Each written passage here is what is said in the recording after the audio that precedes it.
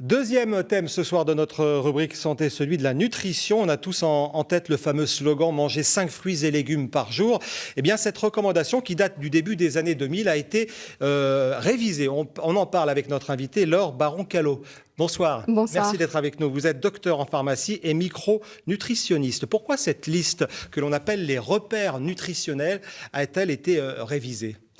Alors jamais dans l'histoire de l'humanité, l'homme n'a été confronté à un changement aussi radical au niveau de son alimentation. L'alimentation moderne est très raffinée, c'est-à-dire pauvre en micronutriments, elle est extrêmement riche en sucre, en sel et pauvre en fibres.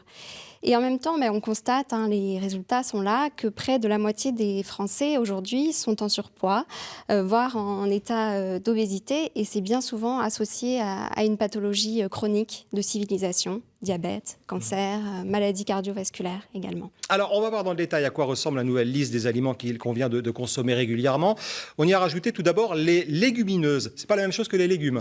Non, les légumineuses, donc ça comprend les lentilles, les pois chiches, haricots rouges, haricots blancs. Donc il est important d'en consommer à peu près 2 fois par semaine. Ils apportent une quantité importante de protéines, tout en ayant un index glycémique qui est faible. Et de plus, elles sont très riches en fibres, donc ça permet de bien réguler la satiété. Autre recommandation, les fruits à coque.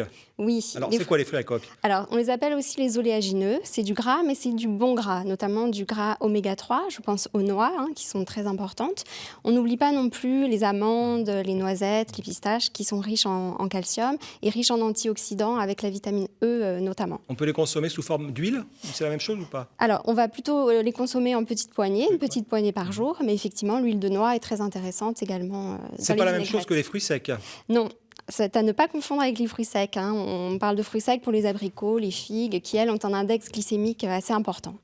Respecter la saisonnalité, ça c'est important. Aussi, on évite par exemple de manger des fraises en ce moment. Tout à fait.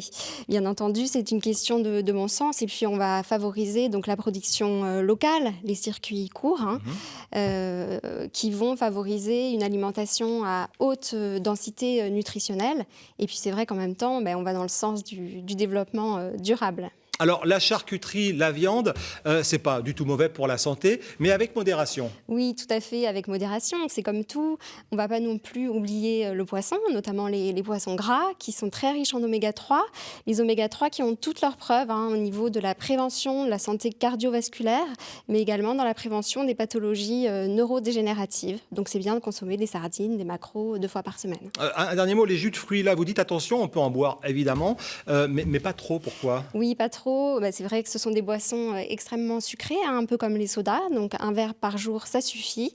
Et on va plutôt préconiser une orange pressée ou même le fruit dans son intégralité. Un dernier mot concernant l'intolérance au gluten. On a l'impression que c'est devenu un phénomène de mode. Est-ce que c'est le cas ? Vraiment en 10 secondes. Oui, non, c'est pas du tout un phénomène de mode. Je le vois chez mes patients, chez qui je fais des bilans sanguins. Chaque jour, je vois de plus en plus d'hypersensibilité non cœliaque au gluten.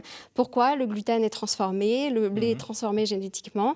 Donc, le corps ne reconnaît plus ce gluten-là. Merci beaucoup, Laure Baron-Callot, docteur en pharmacie et micronutritionniste. Merci. On termine avec une info santé. L'association des parents d'élèves de l'enseignement libre organise en collaboration avec l'association des enfants précoces une conférence sur les tempêtes émotionnelles à la maison comme à l'école. C'est jeudi prochain, 31 janvier, c'est à 20h30 à la Maison du Temps Libre à Limoges. Voilà pour cette page santé.